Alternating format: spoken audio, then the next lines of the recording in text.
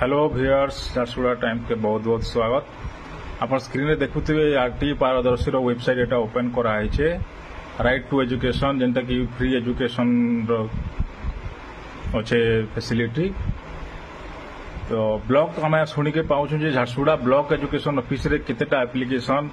अति negligible reason लगे reject कराई जेन दुई तीन जन संगे कथा लगवाले मौका मिलला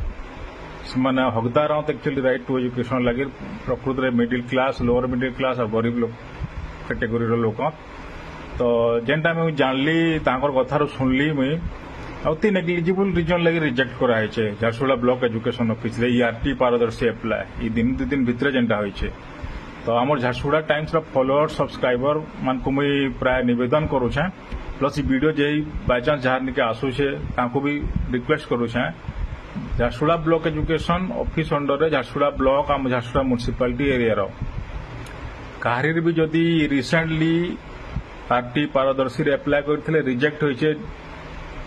आमे मते प्लीज वीडियो रे कमेंट करूँ प्लीज वीडियो रे कमेंट करूँ ताकर एप्लिकेशन जदि भाबुथिले रिजेक्ट नाई हेबार कथा रिजेक्ट करि दैछन तो आमे टिके आलोचना करमा काइथिले रिजेक्ट हैला जिनिस के आउ